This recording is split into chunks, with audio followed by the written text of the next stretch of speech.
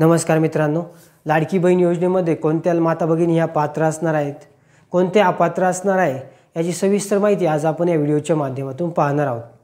तत्पूर्वी जर आपण चॅनलवर नवीन असाल तर आपल्या चॅनलला सबस्क्राइब करून द्या, जेणेकरून अशीच माहितीपूर्ण व्हिडिओ तुम्हाला पाहायला भेटतील। तर ज्या माता भगिनींनी 2-3 महिन्यापूर्वी फॉर्म भरलेला आहे आणि त्यांना अजूनसुद्धा 1 रुपया सुद्धा त्यांच्या अकाउंटवरती जमा झालेला नाही, किंवा ज्या माता भगिनीला आत्तापर्यंत पैसे जमा झालेले आहेत तर पुढील हप्ता येईल का, ज्या माता भगिनींना आत्तापर्यंत 1 रुपया सुद्धा आलेला नाही त्यांना सुद्धा पुढील हप्ता येईल का, तर ज्या माता भगिनी संजय गांधी निराधार योजनेमध्ये पात्र आहेत अशा महिलांना त्या ठिकाणी लाडकी बहीण योजनेचा लाभ त्या ठिकाणी मिळणार नाही आहे। कारण आता फॉर्म भरल्यानंतर म्हणजे तुम्ही लाडक्या बहीण योजनेचा फॉर्म भरलेला आहे आणि तुम्ही संजय गांधी निराधार योजनेचा लाभ घेत आहात, तरीसुद्धा तुम्हाला पाठीमागे पैसे जरी आलेले असतील तर इथून पुढे तुम्हाला त्या योजनेचा लाभ मिळणार नाही आहे। म्हणजे लाडकी बहीण योजनेचे पैसे तुमच्या अकाउंटवरती जमा होणार नाही। जो काही लाभ तुम्हाला वितरित होईल किंवा तो लाभ काय मिळणार आहे तो संजय गांधी निराधार योजनेमधून त्या ठिकाणी मिळणार आहे। पण आता जर संजय गांधी निराधारमध्ये कमी पैसे असतील आणि लाडक्या बहीण योजनेचे त्या ठिकाणी 2100 रुपये मिळणार आहे, तर आता जे 1500 भेटत होते ते 2100 रुपये करणार आहेत, तर संजय गांधी निराधार योजनेसुद्धा पैसे त्या ठिकाणी वाढवले जातील। म्हणजे लाडक्या बहिणींना जेवढे पैसे मिळणार आहेत तेवढेच पैसे संजय गांधी निराधार योजनेमधील ज्या पात्र लाभार्थी महिला आहेत त्यांना त्या ठिकाणी मिळणार आहेत। कारण आता फॉर्म भरलेला आहे तुम्ही लाडकी बहीण योजनेचा, मग त्या ठिकाणी संजय गांधी निराधार योजना त्या ठिकाणी यस किंवा नो असे 2 ऑप्शन आलेले आहेत। जर यस ऑप्शन असेल तर तुम्ही त्या योजनेचा लाभ घेत आहात तर तुम्हाला लाडकी बहीण योजनेचा लाभ त्या ठिकाणी मिळणार नाही, आणि नो असेल तर तुम्ही त्या संजय गांधी निराधार योजनेचा लाभ घेत नाही आहेत तर तुम्हाला लाडकी बहीण योजनेचा लाभ त्या ठिकाणी मिळणार आहे। त्याचबरोबर ज्या माता भगिनींचं जॉईंट अकाउंट आहे बँकेमध्ये, पूर्वी पैसे जमा झालेले आहेत पण जॉईंट अकाउंटवरती ते पैसे जमा झालेले आहेत, तर ज्या माता भगिनी पात्र आहेत त्यांच्याच अकाउंटवरती ते पैसे त्या ठिकाणी जमा केले जाणार आहेत। म्हणजेच आपलं बँकेमध्ये अकाउंट आपल्या स्वतःच्या नावाचं असणं गरजेचं आहे।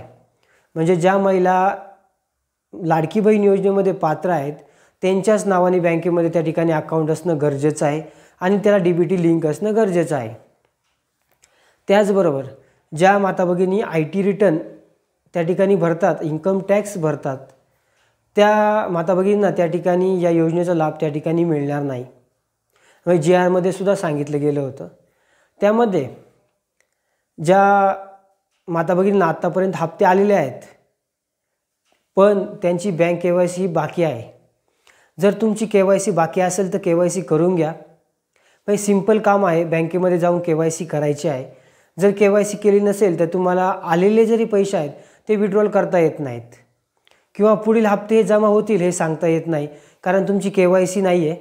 त्यामुळे पुढील हप्तेसुद्धा त्या ठिकाणी जमा होईल किंवा नाही हे सांगता येत नाही। त्यामुळे आपली KYC त्या ठिकाणी करून घ्या।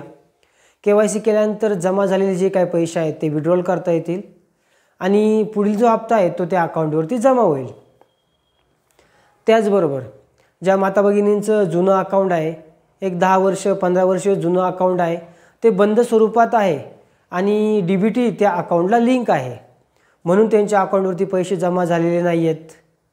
म्हणजे DBT लिंक आहे पण ती चुकीच्या अकाउंटला लिंक आहे, बंद अकाउंटला लिंक आहे, म्हणून ते पैसे त्या ठिकाणी जमा झालेले नाही। त्यासाठी तुम्ही बँकेत नवीन अकाउंट ओपन करा। अकाउंट ओपन केल्यानंतर तुमचं DBT त्या ठिकाणी ॲक्टिव्ह करा।